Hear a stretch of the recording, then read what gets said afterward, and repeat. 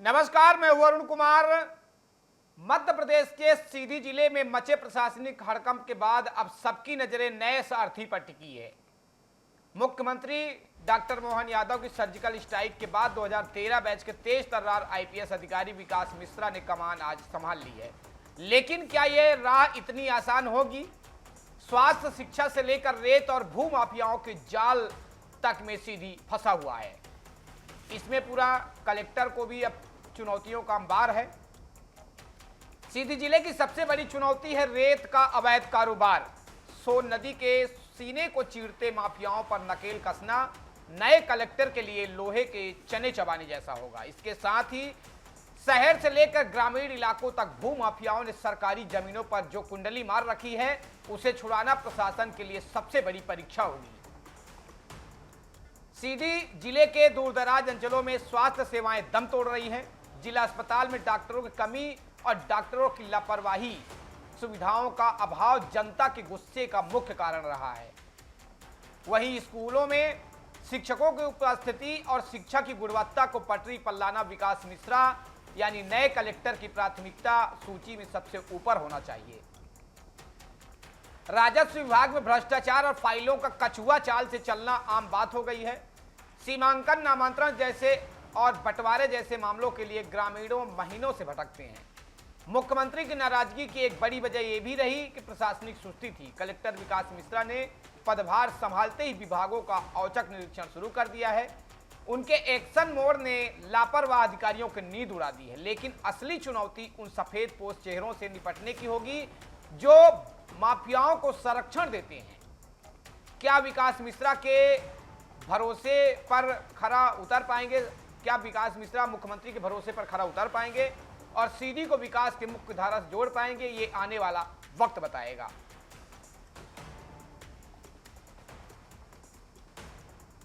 इस पूरे मामले में बातचीत करेंगे। हमारे साथ खुशबू यादव जुड़ चुकी हैं और सीधी से राजू गुप्ता जुड़ चुके हैं। सबसे पहले खुशबू के पास चलते हैं। खुशबू, जिस तरीके से सीएम ने लगातार सर्जरी अभियान चलाया, औचक निरीक्षण कर रहे हैं, क्या लगता है मध्य प्रदेश में कितनी जो प्रशासनिक कसावट है हो पाएगी? बिल्कुल, जो मध्य प्रदेश में जो सर्जरी एक कहा जा सकता है कि जो मध्य प्रदेश के जो मुख्यमंत्री हैं मोहन यादव जी, वो है एक सर्जरी के रूप में जो है इसे चला रहे हैं और पूरी तरीके से एक एक्शन मोड में देखा जा रहा है मुख्यमंत्री मोहन यादव जी को कि वो जो जिले हैं, जो अलग अलग विभाग है, उनमें जो है लगातार जो सर्जरी कर रहे हैं, जो लगातार एक तीखी नजर बनाए हुए हैं कि किस विभाग में क्या चल रहा है, क्या नहीं चल रहा है, कहाँ गलत है, कहाँ सही है। तो और जो बदली लगातार जो हो रही है, उसका एक सीधा असर देखने के लिए मिल रहा है और ये जो एक्शन मोड है वो सीधी में भी देखने के लिए मिला है। हम देख सकते हैं कि अब जो विक्रम मिश्र हैं, उन्होंने जो नया भार संभाला है, अब वो इस पर कितने खरे उतरते हैं, क्योंकि मुख्यमंत्री जी ने जो कमान है वो दी गई है। अब नए कलेक्टर के रूप में वो आए हैं, अब नए कलेक्टर के रूप में वो क्या क्या करते हैं, क्योंकि अधिकतर देखा जाता है कि जब किसी भी अधिकारी को अगर कोई कमान सौंपी जाती है तो शुरू में तो वह बहुत बैठकें लेते हैं, कई बड़ी कार्रवाइयां करते हैं, लेकिन जैसे जैसे समय बीतते जाता है तो वो कार्रवाई भी कहीं ना कहीं ठप होते जाती है और जो बैठकें हैं वो भी कहीं ना कहीं ढील पोल देखने के लिए मिलती है। लेकिन अब इस केस में जो सीधी का केस है, अब इसमें क्या होता है, क्योंकि कमान दे दी गई है नए कलेक्टर को, और नए कलेक्टर किस तरीके से करते हैं, क्योंकि अगर सीधी की अगर बात है तो सबसे पहला जो कलेक्टर को सामना करना पड़ेगा वो है रेत माफियाओं का, जो रेत माफियाओं से। अब रेत माफियाओं से किस तरीके से वह डील करते हैं, साथ ही अगर बात की जाए, क्योंकि जनता जो है नाखुश भी है, क्योंकि स्वास्थ्य सेवाएं नहीं है, अस्पतालों में जो डॉक्टर वो नहीं है, अब बात की जाए शिक्षा की, तो शिक्षा के क्षेत्र में जो शिक्षक है वो नहीं है,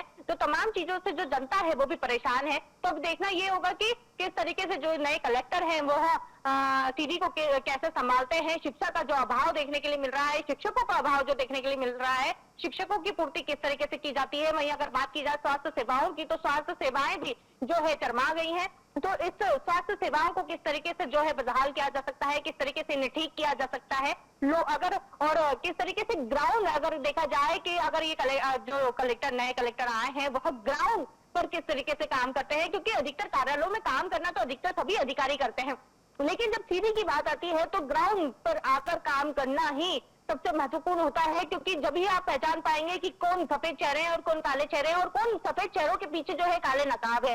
तो ये तमाम चीजें जब तक आप ग्राउंड पे नहीं आएंगे, जब तक देखने के लिए नहीं मिलेगी, तो इन सारी चीजों का जो जायजा है वो कलेक्टर अब जो कलेक्टर है उनको लेना चाहिए। और अगर बात की जाए कि जनता जो परेशान है, जनता की जो समस्या है, जिस तरीके से अन्य जिलों में भी, सभी जिलों में जो है जो जनसुनवाई होती है, लेकिन जनसुनवाई का एक जो पैटर्न है वो बदलते हुए नजर आना चाहिए कि जनसुनवाई हो, लेकिन त्वरित उसी समय जनता की समस्या का समाधान हो। ये एक बहुत बड़ा विषय रहेगा, क्योंकि अगर उसी वक्त उन जनता की समस्या का समाधान कर दिया गया तो कहीं ना कहीं जिस तरीके से जो मुख्यमंत्री जी ने एक सीडी को लेकर जो नया प्रयास किया है कि जो नए कलेक्टर बनाए हैं, एक जो सर्जरी करी है वो उनकी सफल होते हुए दिखाई देगी। अन्यथा जो है, क्योंकि जनता के हित के लिए ही नई कलेक्टर आए हैं, जनता के हित के लिए ये सर्जरी हुई है, अगर जनता का हित रहा, जनता की अगर जो समस्याएं हैं वो खत्म होते हुए नजर आई, भले ही वो शिक्षा के क्षेत्र से हो,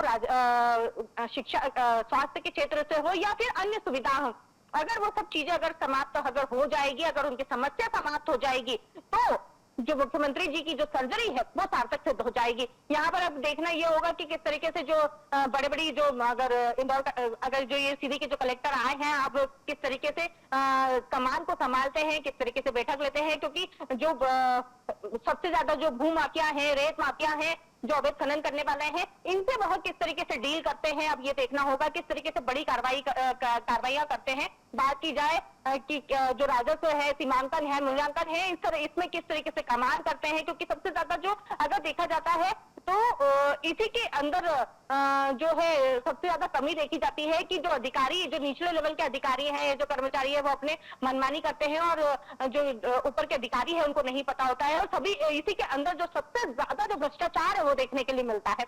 अब ये भ्रष्टाचार को कैसे कम कर पाएंगे, कार्रवाई किस तरीके से सख्त कार्रवाई कर पाएंगे, किस तरीके से एक्शन मोड में आएंगे, भू माफिया हो, रेत माफिया हो या अन्य माफिया हो, उनमें जो है किस तरीके से बड़ी एक सख्त कार्रवाई देखी जाएगी। एक एक्शन मोड जो है अभी देखने के लिए जो है सीधी के लोग में बड़ी उत्सुकता के साथ बैठे हैं कि जो कलेक्टर आए हैं वो किस तरीके से एक्शन मोड में आते हैं और सीधी की जनता को आखिरकार जो है अब किस जो सहूलत है वो मिल सकती है।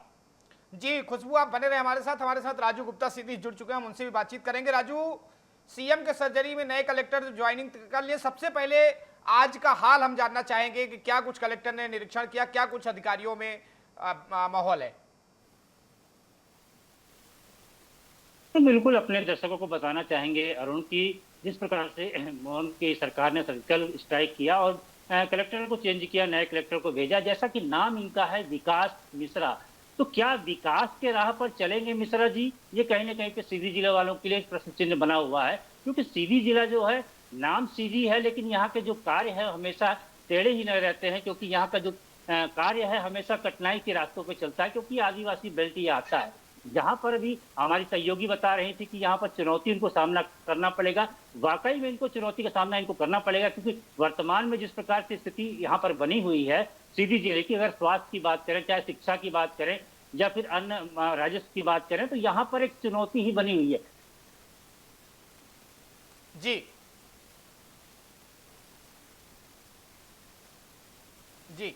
टेक्निकल प्रॉब्लम की वजह से राजू गुप्ता की आवाज नहीं आ पा रही है। हम वापस खुशबू के पास चलते हैं। खुशबू, कलेक्टर ने ज्वाइनिंग तो कर लिया, निरीक्षण भर से काम चलेगा, और मैं एक बात जानना चाहता हूं, चूंकि आप ग्राउंड जीरो पर रिपोर्टिंग करती हैं, कलेक्टर को कौन कौन सी चुनौतियों का सामना करना पड़ सकता है? देखिए, मैंने शुरुआत में ही कहा कि सिर्फ निरीक्षण करने से और बैठकें लेने से ही काम नहीं चलेगा, दौरे करने से काम नहीं चलेगा। जब तक आप जमीनी स्तर पर नहीं आएंगे, जमीनी स्तर पर लोगों से बात नहीं करेंगे, लोगों की समस्या नहीं सुनेंगे, लोगों से सीधे संवाद नहीं करेंगे, जब तक जो है किसी भी समस्या का निराकरण नहीं होगा, जब तक जो सीधी के लोग हैं, जो कि आदिवासी बेल्ट कहलाता है, यहाँ पर जो लोग हैं वह अपनी जो उन्हें सुविधा मिलना चाहिए वो उन्हें नहीं मिल पाएगी। क्योंकि अगर वह अधिकारियों के भरोसे रहे, अगर वो निरीक्षण के भरोसे रहे कि यहाँ पर निरीक्षण कर लिया है, क्या क्या कमी है, अधिकारी उन्हें, जो निचले लेवल के अधिकारी हैं वो उन्हें बता दे, जो कर्मचारी हैं वो उन्हें बता दे, और वो उस पर अगर कार्य करेंगे तो कहीं ना कहीं ये जो ग्राउंड पे जो काम करना है वो उनका सार्थक सिद्ध नहीं होगा। जब तक वो ग्राउंड पे खुद नहीं आएंगे, स्वयं नहीं आएंगे, लोगों से बात नहीं करेंगे, चौपाले नहीं लगाएंगे, जन सुनवाई नहीं करेंगे, जन सुनवाई के दौरान लोगों से सीधा संवाद नहीं करेंगे, और सीधे संवाद के दौरान उनकी जो भी समस्या होगी सीधे जो निचले स्तर के जो अधिकारी है, ये संबंधित विभाग है, उन लोगों से तुरंत इस निर्देश नहीं देंगे कि इनकी समस्या का निराकरण होना चाहिए, और जो भी आवेदन आते हैं, जो भी चीजें आती हैं, उसका जब तक वो फॉलो अप नहीं लेंगे, जब तक कोई भी समस्या जो है उसका समाधान नहीं हो सकता है, जो ये सर्जरी है वह फिर विफल हो जाएगी। अगर इस सर्जरी को जो मुख्यमंत्री मोहन यादव द्वारा जो सर्जरी की गई है, जो विकास मिश्रा को जो यहाँ पर भेजा गया है, साफ तौर पे जैसे कि हमारे सहयोगी ने कहा था कि जैसा इनका नाम है विकास, तो विकास की राह कितनी होगी, कितना ये सीधी का विकास करेंगे ये देखना है। तो अपने नाम के अनुसार जब वह कार्य करेंगे और विकास करेंगे, तो कहीं ना कहीं जो मुख्यमंत्री मोहन यादव द्वारा जो सर्जरी की गई है वो सर्जरी भी यहाँ पर सार्थक सिद्ध हो जाएगी, और सार्थक सिद्ध होने के बाद में सीधी की लोगों को जो सुख सुविधाएं है वो मिलने लगेगी, भले वो शिक्षा के क्षेत्र में हो या स्वास्थ्य के क्षेत्र में हो। जी राजू, हम आपसे ये जानना चाहेंगे, सबसे बड़ी चूंकि सीधी एक ऐसा जिला है जो छत्तीसगढ़, उत्तराखंड, उत्तर प्रदेश चारों तरफ से जुड़ा हुआ जिला है, आदिवासी बेल्ट है, विकास के नाम पर सिर्फ करप्शन और भ्रष्टाचार हुआ है आज तक, और अधिकतम होता है। अधिकारी कोई भी आते हैं, सिर्फ एक ही, इसके पहले पूर्व के कलेक्टर सबसेक सिंह, उन्होंने अच्छा खासा काम किया, इसके बाद रविंद्र चौधरी जी हैं, अभी नए कलेक्टर विकास मिश्रा जी हैं, इनकी जो कार्यशैली है डिंडौरी की जो कार्यशैली, उसके हिसाब से लगता है सीधी जनता को उम्मीद है, लेकिन सबसे बड़ी चुनौती स्वास्थ्य व्यवस्था है। चूंकि आदिवासी बेल्ट है, आज भी आदिवासियों को उपचार समय पर नहीं मिलता, डॉक्टरों से मारपीट तक खानी पड़ती, डॉक्टर उनके साथ अभद्रता व्यवहार करते, उसको कलेक्टर किस तरीके से निपटेंगे, क्या कुछ इनका मास्टर प्लान है? नहीं, बिल्कुल अरुण, जैसे ही आज कलेक्टर ने पहला अपना पदभार ग्रहण किया और कार्यालय में पहुंचे, यहाँ पर एक चौंकाने वाला एक मामला सामने निकलकर सामने आया है कि जैसे ही कलेक्टर अपनी गाड़ी से निकलते हैं तो वहां पर अपर कलेक्टर जो है उनका बैग लेने के लिए पहुंचते हैं, तो सोशल मीडिया पे चल रहा है, लेकिन कलेक्टर विकास मिश्रा ने अपना बैग नहीं दिया और वो बैग अपने स्वयं साथ में लेके गए। तो ये वीडियो कहीं ना कहीं पर लोगों की निगाह में बना हुआ है कि क्या विकास मिश्रा जिस प्रकार से अपना सामान स्वयं उठा रहे हैं, तो क्या जिले का भी सामान स्वयं उठाएंगे? कहीं ना कहीं प्रश्न चिन्ह। जैसा कि आपने कहा स्वास्थ्य सुविधा, तो स्वास्थ्य सुविधा जिले की जो है बद से बदतर हो चुकी है, जिसका खामियाजा जो है आम जनता को भुगतना पड़ता है। जो नवागत कलेक्टर हैं, जैसे कि प्रकाश से आपने कहा कि डिंडोरी में उनका काम जो है कहीं ना कहीं पे अच्छा कारगर साबित हुआ था। लोग सोशल मीडिया पे सर्च कर रहे थे सीधी जिलावासी कि जो विकास मिश्रा है उनका कार्यकलाप किस प्रकार से था, क्या सीधी जिले में भी ऐसा होगा? लोग आस लगाए बैठे हुए हैं। फिलहाल जैसे इन्होंने पदभार ग्रहण किया है, सभी विभागों का इन्होंने बैठक ली और हर कार्यालय में जाकर उन्होंने बारी बारी जानकारी प्राप्त की कौन से कार्यालय में कौन बैठता है, और उनसे परिचय लिया गया। जो कलेक्टर अंतर में कैंपस में खड़े हुए थे उनसे उन लोगों ने बात किया कि आप किस लिए आए हैं, क्या कारण है आपका, और उनकी बैठने की व्यवस्था उन्होंने सुनिश्चित करवाई। तो कहीं ना कहीं पे इस प्रकार की जो गतिविधियां देखने को भी मिली है, तो फिलहाल ऐसा लग रहा है कि विकास के जो नाम है विकास मिश्रा, तो वाकई में जिले का कुछ विकास होगा। जैसा कि आपने कहा कि सफेद पोशाक के पीछे जिस प्रकार से पूरा खेल खेला जाता है, तो इस पर निगाह रखने के लिए चुनौती कलेक्टर की कहीं ना कहीं पर है। और जैसा मैंने आपसे कहा कि सीधी जिले में उद्योग तो कुछ नहीं है, यहाँ रेत का ही एक ऐसा कारोबार है जो माफियाओं के जरिए से फलता फूलता है और यहाँ पर चलता है। कहीं ना कहीं इसके पीछे जो होते हैं बड़े बड़े माफिया लगे होते हैं। कलेक्टर को इस पर संज्ञान लेने की आवश्यकता है, ऐसे माफियाओं को चिन्हित करने की आवश्यकता है, भू माफियाओं को चिन्हित करने की आवश्यकता है जो मध्य प्रदेश की जमीनों में जमीन गड़ाकर बैठे हुए हैं, अपना कब्जा बनाकर बैठे हुए हैं, राजनीतिक संरक्षण प्राप्त हैं, उन पर कार्रवाई करना कलेक्टर के लिए चुनौती होगी, स्वास्थ्य के लिए चुनौती होगी, शिक्षा के लिए चुनौती होगी। जैसा कि मैं आपको बता दूं कि ऐसे बहुत सारे विधानसभा क्षेत्र हैं जो ग्रामीण क्षेत्र है, जहां पर प्राथमिक स्वास्थ्य केंद्र है या फिर सामुदायिक स्वास्थ्य केंद्र है, जहां पर डॉक्टरों की कमी है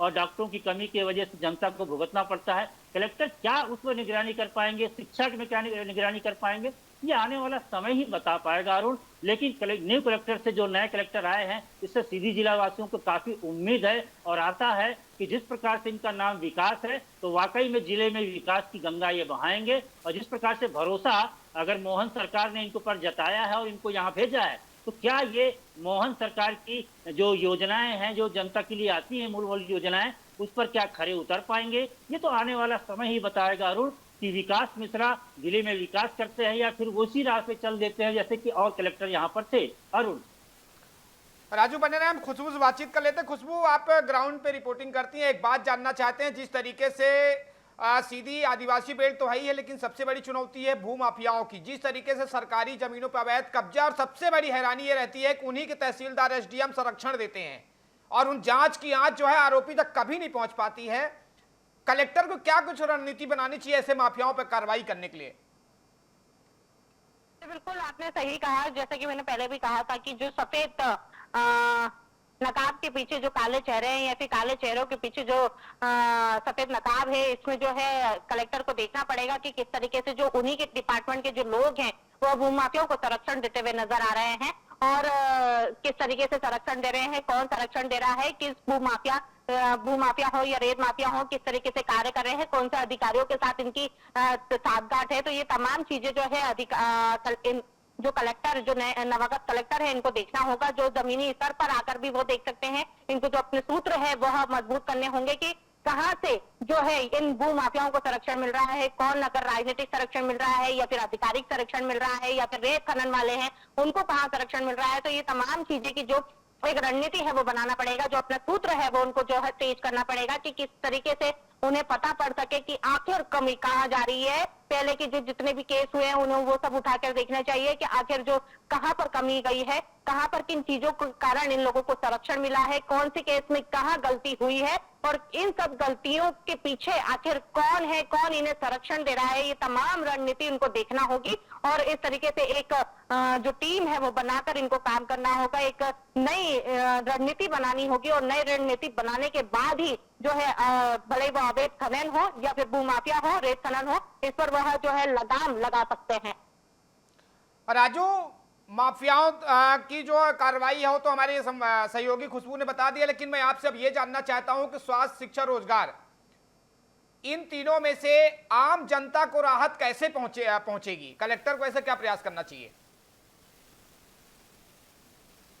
नहीं, बिल्कुल जिस प्रकार से नवागत कलेक्टर हैं, इनको कहीं ना कहीं पर रणनीति बनाने की आवश्यकता है, अपनी पूरी रणनीति बनाकर काम करने की आवश्यकता है। यहाँ पर अचानक निरीक्षण करने की आवश्यकता है। जैसे अगर स्वास्थ्य विभाग की बात करें तो स्वास्थ्य विभाग जिला मुख्यालय से उनका सटा हुआ है, जिले का मुख्यालय हॉस्पिटल है, जिला अस्पताल है, वहां पर अगर अचानक वो विजिट करते हैं, अचानक अगर देखते हैं तो वहाँ की वास्तविकता देखी जा सकती है। दूर दराज के जो गाँव के स्वास्थ्य सुविधा है वहां पर अचानक विजिट मारते हैं तो वहां पर वो देखा जा सकता है। ऐसे बहुत सारी चीजें हैं अरुण की, अगर वो चाहे तो जिले की विकास की गंगा को जिस प्रकार से विकास नाम उस तरीके से बहाया जा सकता है। कहीं ना कहीं पे जैसे नए अधिकारी जब आते हैं तो यही जो सफेद पोशाक होते हैं या माफिया होते हैं पहले नजदीकी बढ़ाने का प्रयास करते हैं। तो ऐसे लोगों से बिल्कुल जो आईपीएस अधिकारी होते हैं, कलेक्टर होते हैं, ऐसे लोगों को पहचानने की उनकी आवश्यकता होगी। और जो गरीब नस्ल के लोग होते हैं, जो निचले स्तर के लोग होते हैं, जहां तक ये आवाज नहीं पहुंच पाती, वहां तक कलेक्टर को पहुंचने की आवश्यकता है कि उनकी आवाज सुन पाए। उनकी आवाज अगर सुन पाते हैं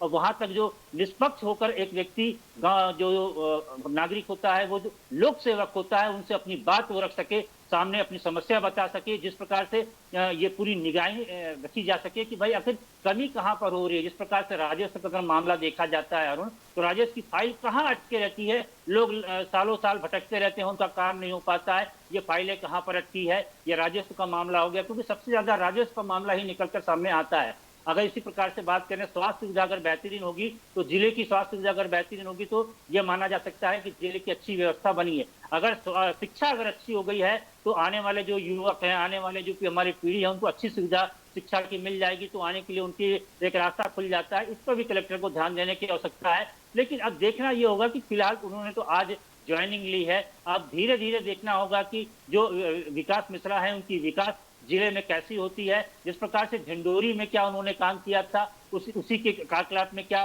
वो सीधी जिले में भी काम कर पाएंगे, क्या निष्पक्ष भाव से काम कर पाएंगे राजनीति।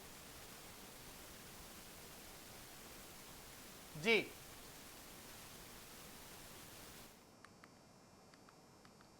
तो मध्य प्रदेश के सीधी जिले में मचे प्रशासनिक हड़कंप के बाद अब सबकी नजरें नए सारथी यानी कि कलेक्टर विकास मिश्रा पर है। मुख्यमंत्री डॉक्टर मोहन यादव की सर्जिकल स्ट्राइक के बाद 2013 बैच के तेज तर्रार आईपीएस अधिकारी विकास मिश्रा ने कमान संभाल ली है। लेकिन क्या ये राह इतनी आसान होगी? स्वास्थ्य, शिक्षा से लेकर रेत और भू माफियाओं के जाल में सीधी जिला फंसा हुआ है। सीधी में चुनौतियों का अंबार है। सीधी जिले की सबसे बड़ी चुनौती रेत का अवैध कारोबार है। सोन नदी के सीने को चीरते माफियाओं पर नकेल कसना नए कलेक्टर के लोहे के चने चबाने जैसा होगा। इसके साथ ही शहर से लेकर ग्रामीण इलाकों तक भूमाफियाओं ने सरकारी जमीनों पर जो कुंडली मार रखी है, उससे छुड़ाना प्रशासन के लिए सबसे बड़ी परीक्षा होगी, सबसे बड़ी चुनौती होगी।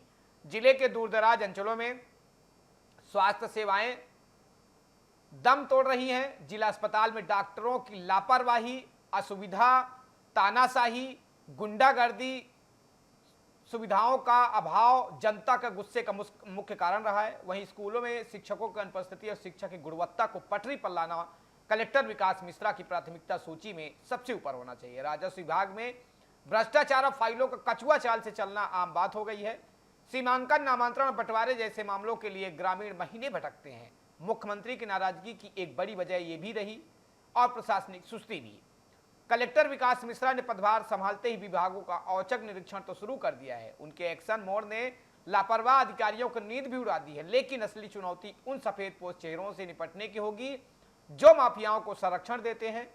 क्या विकास मिश्रा मुख्यमंत्री के भरोसे पर खरा उतर पाएंगे और सीधी को विकास की मुख्य धारा से जोड़ पाएंगे, ये आने वाला वक्त बताएगा। बहरहाल इस बुलेटिन में इतना ही। आप देखते रहिए DN News Plus। नमस्कार।